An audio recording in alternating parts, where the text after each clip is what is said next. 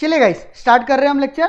सो अब आगे बढ़ते हैं। सो नाउ हम लोगों ने लास्ट क्लास में, अगर आपको याद होगा तो लास्ट क्लास में हम लोगों ने क्या पढ़ा था, लास्ट क्लास में अगर याद होगा आप लोगों को तो लास्ट क्लास में हम लोगों ने फिक्स कॉस्ट और वेरिएबल कॉस्ट, खासकर आपको याद होगा तो ये जो टेबल है, ठीक है, ये मैंने बहुत डिटेल में आप लोगों को क्या किया था, एक्सप्लेन किया था कि what is mean by total fix cost, what is mean by total variable cost, ठीक है, ये क्या होती है। तो ये सारी चीजें मैंने आपको लास्ट क्लास में बहुत ज्यादा डिटेल में एक्सप्लेन किया था। वहां पे मैंने आपको एक शॉर्ट में समरी भी लिखा के दी थी कि भाई साहब जब जब प्रोडक्शन बढ़ता है तब तक टोटल फिक्स कॉस्ट तो सेम रहती है, यानी भाई मेरे को जो टोटलिटी में 1 लाख रुपए रेंट लगने वाला है वो तो सेम रहेगा, ठीक है, चाहे मैं प्रोडक्शन बढ़ाऊं या कम करूं या प्रोडक्शन जीरो करूं, उससे इसका कोई लेना देना नहीं है। लेकिन एक चीज मैंने बहुत आपको इंपॉर्टेंटली बताई थी कि जो फिक्स कॉस्ट पर यूनिट होती है, ठीक है, वो फिक्स कॉस्ट पर यूनिट क्या होती है, कम हो जाती है, यानी फिक्स कॉस्ट पर यूनिट जो होती है वो क्या हो जाती है, फिक्स कॉस्ट पर यूनिट जो होती है, फिक्स कॉस्ट पर यूनिट जो होती है वो क्या होती है, कम हो जाती है अगर प्रोडक्शन क्या हो रहा है, बढ़ रहा है तो, क्योंकि अब वो जो फिक्स कॉस्ट है वो ज्यादा यूनिट्स में क्या होंगी, अपोर्शन होंगी, ज्यादा यूनिट में उसको क्या होगा,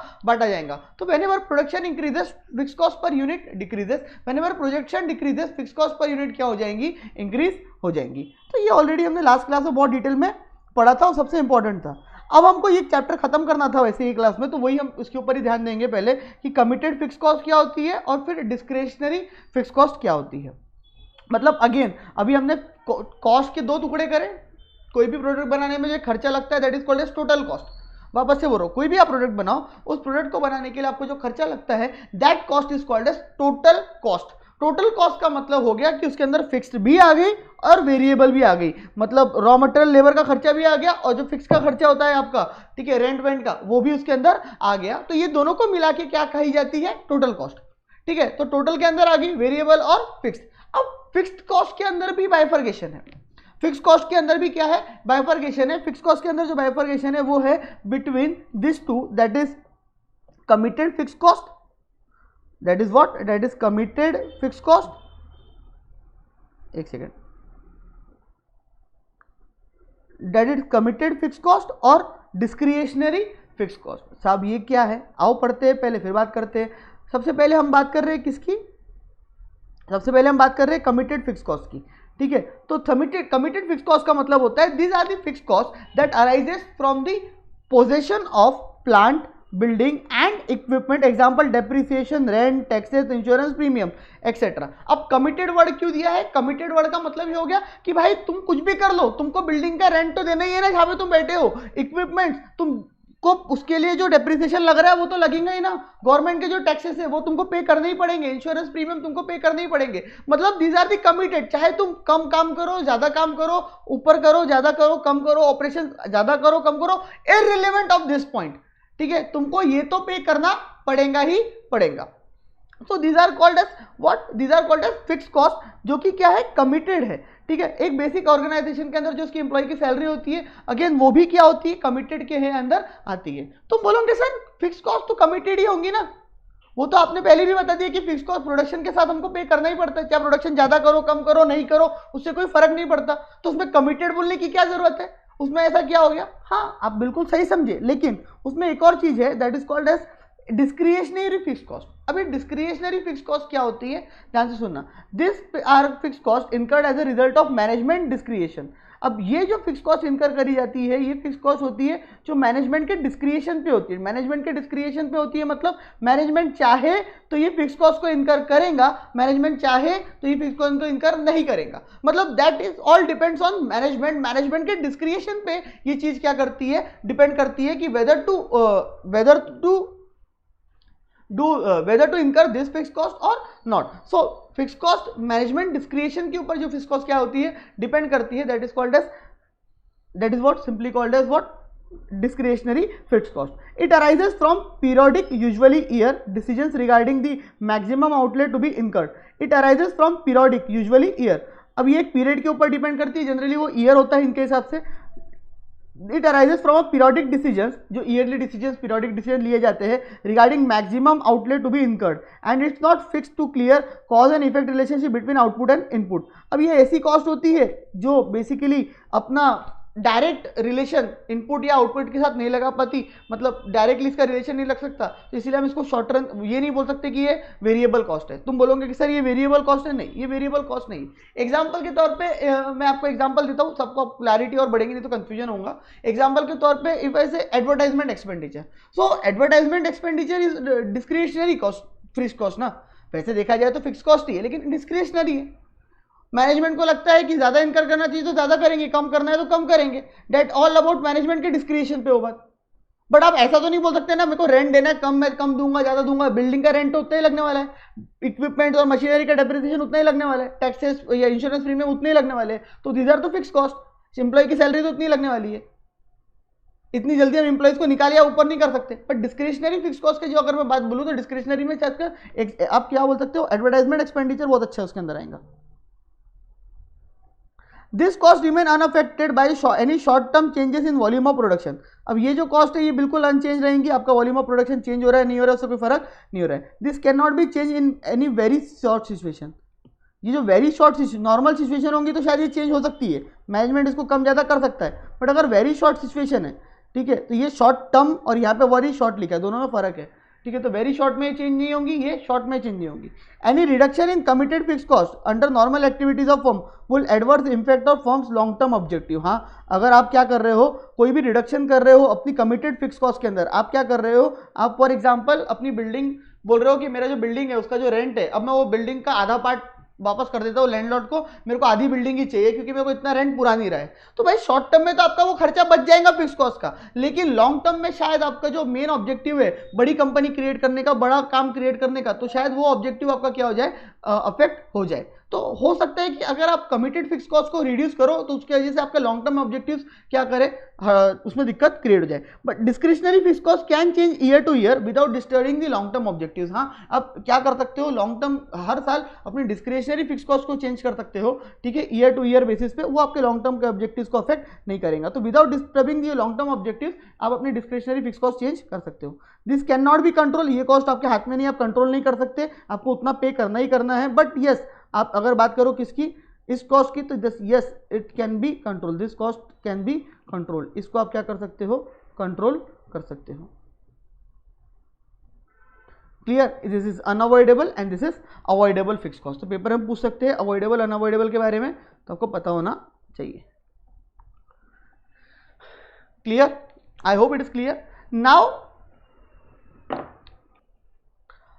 ठीक है। तो अब बात करेंगे किसकी, मार्जिनल कॉस्ट की। तो खैर अवॉइडेबल अनअवॉइडेबल वाली फिक्स कॉस्ट हमने पढ़ ली है, नॉर्मल सी थी, बस एक यहाँ पे था याद रखने के, इसमें मैनेजमेंट डिस्क्रिशन डिपेंड करता है, इसमें मैनेजमेंट डिस्क्रिशन डिपेंड नहीं करता है। किसमें मैनेजमेंट डिस्क्रिशन डिपेंड नहीं करता है, अनअवॉइडेबल में, मतलब कमिटेड में, ठीक है। अगर उसमें अगर आप कुछ भी चेंज करते हो तो आपका लॉन्ग टर्म ऑब्जेक्टिव शायद हो सकता है उसके वजह से अफेक्ट हो जाए, बट वो डिस्क्रिशनरी कॉस्ट में अगर आप कुछ भी चेंज करते हो तो उसके वजह से आपका लॉन्ग टर्म ऑब्जेक्टिव बिल्कुल भी क्या नहीं होगा, चेंज नहीं होगा, अफेक्ट नहीं होगा, तो उसमें कोई दिक्कत की बात नहीं है। नेक्स्ट आ जाता है आपका मार्जिनल कॉस्ट। अब what is mean by marginal cost, marginal cost क्या होता है, ठीक है। मार्जिनल कॉस्ट का सिंपल सा मतलब हमने बोले थे कि पर मार्जिनल यूनिट्स मतलब मार्जिनल प्रोडक्ट मतलब क्या होता है, तो मार्जिनल का मतलब होता है एडिशनल, मार्जिनल का मतलब क्या होता है, एडिशनल। तो for one additional unit how much cost we are incurring, that is called as marginal cost. Sir नहीं समझा, सर सिंपल सी बात है, अगर आप यहाँ पे एक टेबल में आपको समझाता हूँ, टेबल में लेके जा रहा हूँ थोड़ा सा नेक्स्ट चैप्टर में, जहाँ मुझके नेक्स्ट चैप्टर में लेके वापस जाएंगे वहाँ पे,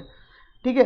ये मेरी टोटल कॉस्ट है, तो मैं जब 0 यूनिट्स बना रहा था तो for 0 units how much I am incurring 1500 as my total cost. Sir 0 बना रहा था तो भी टोटल कॉस्ट लग रही है, हाँ, क्योंकि मेरे को फिक्स कॉस्ट तो लगनी है ना, चाहे मैं प्रोडक्शन करूँ या ना करूँ। अच्छा हाँ बराबर है सर, जब मैंने 20 यूनिट्स बनाए तो मेरे को 1700 क्या लगी, जब मैं 20 यूनिट्स बना रहा था तो मेरे को 1700 क्या लगी, मैं 20 यूनिट बनाने के बाद मेरे को 1700 रुपीज क्या लगी, टोटल कॉस्ट लगी। तो बेसिकली मैंने क्या बोला, मार्जिनल कॉस्ट का मतलब हो गया for 1 unit extra, for 1 additional unit how much you are incurring extra cost, how much extra cost you are incurring for 1 extra unit, for that 1 extra unit आप कितनी एक्स्ट्रा कॉस्ट क्या कर रहे हो, इनकर कर रहे हो, तो that is called as your marginal cost. उस एक्स्ट्रा कॉस्ट को आप क्या बोलते हो, बेसिकली आपकी मार्जिनल कॉस्ट बोलते हो। Are you getting my point.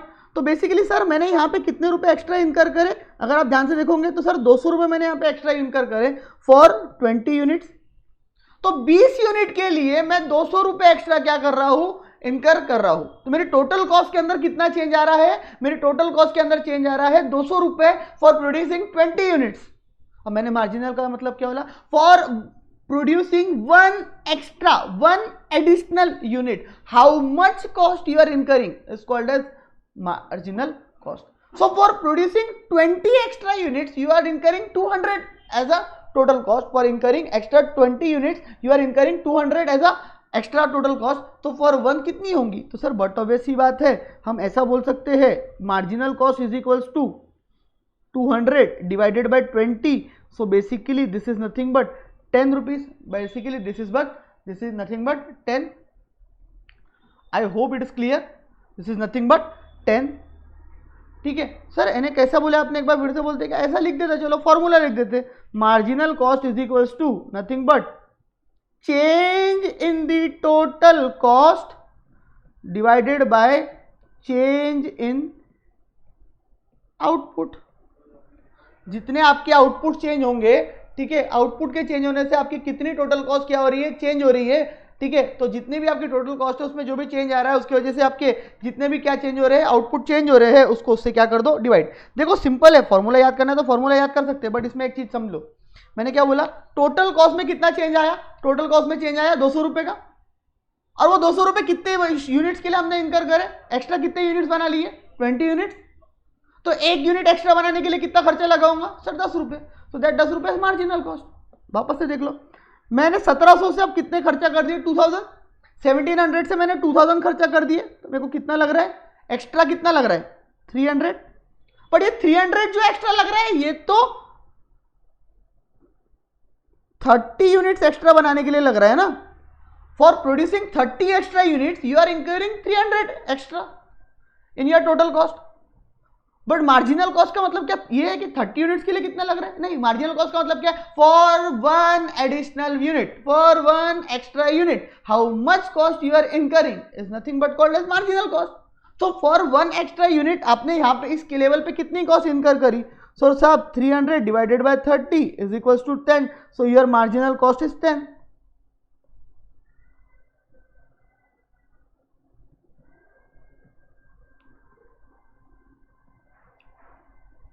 Clear, ये देखो कितना 400,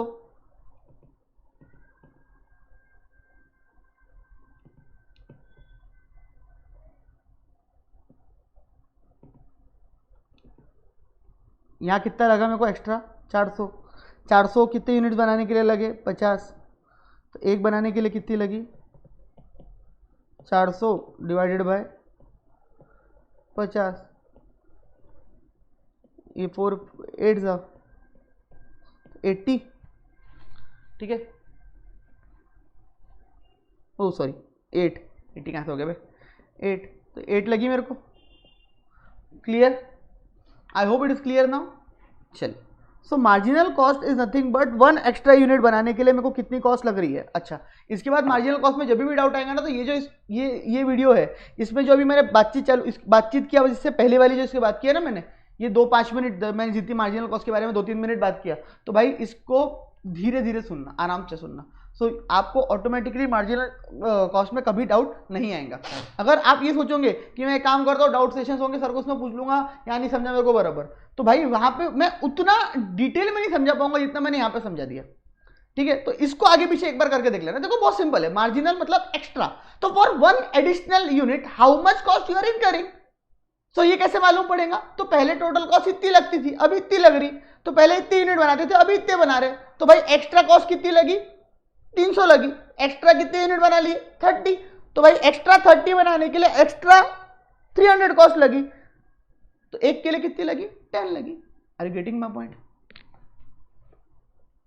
सो marginal cost is nothing but addition made to the total cost. जो भी आपके टोटल कॉस्ट में क्या हो रहे हैं, एडिशन हो रहे हैं, चेंज हो रहे हैं, that is nothing but your marginal cost by producing additional unit of output. Additional मतलब वन एडिशनल, एडिशनल बोलना भी गलत हो जाएगा, एन एडिशनल बोला है क्योंकि यहाँ पे एन मतलब वन एडिशनल यूनिट, ठीक है, एक एडिशनल यूनिट के लिए। तो बच्चे क्या करते हैं पता है आपको, यहाँ पे मार्जिनल कॉस्ट में बच्चे क्या गड़बड़ करते हैं, वो क्या समझ लेते हैं, ये 300 rupees is marginal cost, this 300 is nothing but not a marginal cost. Marginal cost is always per unit, ठीक है। तो पर यूनिट मार्जिनल कॉस्ट पूछा तो पर यूनिट निकाल के बताओ। Impact on fixed and variable cost, marginal cost is independent of fix cost, fix cost से इसको कोई फर्क नहीं पड़ता है। सर क्यों? सर थोड़ा सा मैं नेक्स्ट चैप्टर की बाद इसमें बातें कर रहा हूं, आप लोग खुद सोच के देखो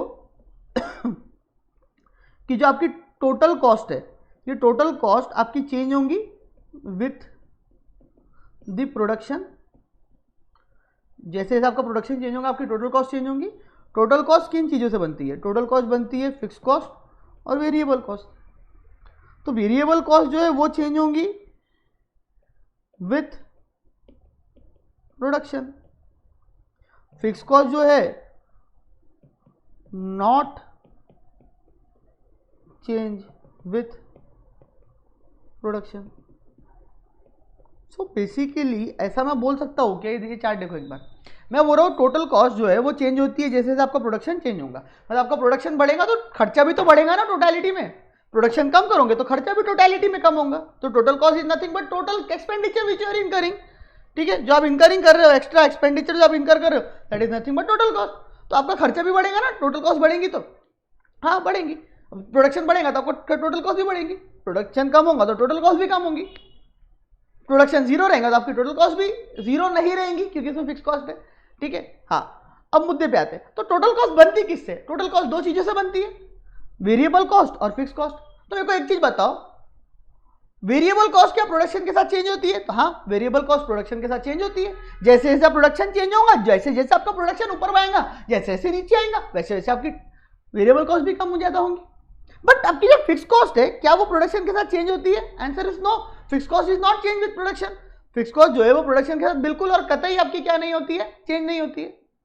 so it is but obvious but natural कि फिक्स कॉस्ट आपकी जो है वो टोटल क्या नहीं होती है, प्रोडक्शन के साथ चेंज नहीं होती है। तो मैं क्या ऐसा बोल सकता हूं कि टोटल कॉस्ट में जो भी चेंज आ रहा है, टोटल कॉस्ट में जो भी चेंज आ रहा है वो just because of variable cost only? Total cost में जो भी चेंज आ रहा है this is just because of variable cost only? Yes और नो? यस सर, क्योंकि टोटल कॉस्ट चेंज होंगी, हाँ चेंज होंगी प्रोडक्शन के साथ। टोटल कॉस्ट के अंदर दो चीजें आती है, अब फिक्स कॉस्ट तो चेंज होंगी ही नहीं ना। तो बट ऑब्वियस ही बात है जो भी चेंज प्रोडक्शन टोटल कॉस्ट के अंदर आता है this is only and only because of variable cost. तो change in production with production, ये सब लिखा करो। भली मेरी हैंड राइटिंग गंदी है लेकिन लिखाता बहुत जोरदार चीजें हूँ। Always remember total cost changes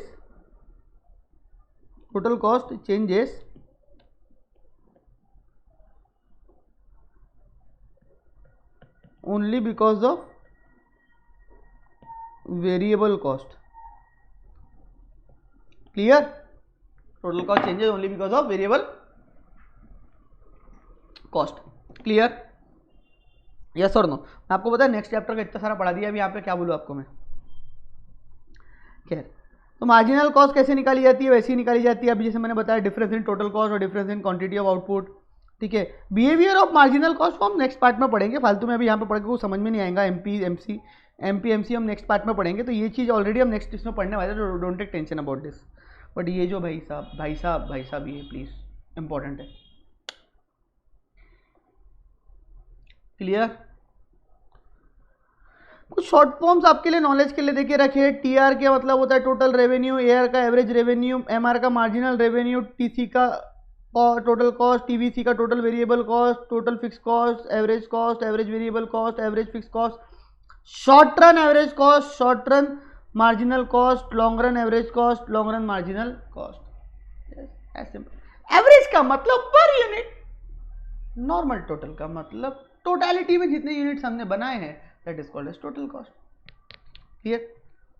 अच्छा, अदर कॉस्ट कुछ कॉन्सेप्ट्स है, ये तो हम पूरे पढ़ने ही वाले हैं वैसे भी। अभी ये डब्बे से शॉर्ट फॉर्म आपको सिर्फ देखो, ये चैप्टर ए वाला चैप्टर में क्या बाइफरकेट करके देता हूँ आपको कि भाई उसके अंदर आप बेसिक्स पूरे अपने क्लियर करो, फिर जो नेक्स्ट चैप्टर रहता है ना वो थोड़ा सा टेक्निकल रहता है, इंपॉर्टेंट भी रहता है, तो उसमें आप लोगों को क्या मिल जाए, समझने में हेल्प मिल जाए। तो incremental cost versus sunk cost, थोड़ा सा ये भी सुन लो। इंक्रीमेंटल कॉस्ट का मतलब होता है refers to additional cost incurred by a firm as a result of business decision. Incremental cost we have to incurred by a firm when it makes decision change in product line, replace asset one out asset by new production facility.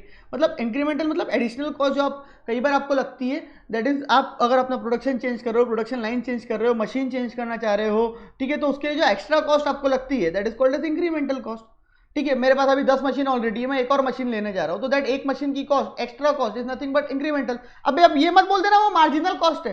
अबे marginal cost output के sense में बोली जाती है कि output कितना extra change हुआ, extra एक आउटपुट के लिए कितनी एक्स्ट्रा कॉस्ट लगी, दैट इज मार्जिनल। ये तो मैं मेरे आगे क्या कर रहा हूँ, एसेट चेंज कर रहा हूँ ना, एसेट एक्स्ट्रा लेना है नहीं लेना है, एक्स्ट्रा मशीन लेनी है नहीं लेनी है, एक्स्ट्रा मशीन लूंगा तो उससे फायदा होगा नुकसान होगा, तो उसके लिए मेरे को जो एक्स्ट्रा कॉस्ट लग रही है तो that is called as incremental cost. तो अब ये जो इंक्रीमेंटल कॉस्ट होती है ये डिसीजन मेकिंग में बहुत रिलेवेंट होती है। क्यों? क्योंकि भाई इसी के ऊपर डिसीजन, अब जैसे मेरे को कोई नया बिजनेस चालू करना है, अब नया बिजनेस चालू करने के लिए मेरे लिए क्या इंपॉर्टेंट है कि भाई मैं ये देखूं कि मेरा जो नया बिजनेस है वो पुराने वाले बिजनेस से कितना मेल खाता है। मतलब मेरे पुराने वाले बिजनेस में जो चीज़ें मेरे पास है ऑलरेडी उससे मेरा काम निकलेगा क्या? हाँ सर, उससे आपका काम निकल जाएगा, बहुत सारी मशीनें हैं, बट कुछ आपको 4-5 लाख रुपए का सामान एक्स्ट्रा लेना पड़ेगा। यानी वैसे तो सर ये जो नया बिजनेस आप चालू कर रहे हो उसमें आपको एक्स्ट्रा कुछ नहीं लगने वाला, आपका जो पुराना बिजनेस ऑलरेडी रन हो रहा है उसकी मदद से आपका काम हो जाएगा, पर कुछ 4-5 लाख रुपए सर एक्स्ट्रा के लगेंगे। सो मेरे लिए डिसीजन के लिए वो बिजनेस करना चाहिए या नहीं करना चाहिए, चालू करना चाहिए या नहीं करना चाहिए, उसमें क्या रिलेवेंट हो गया? क्या जो ऑलरेडी मेरे पास मशीनरी पड़ी है या एसेट्स पड़े हैं वो उनकी कॉस्ट मेरे लिए रिलेवेंट है? नहीं।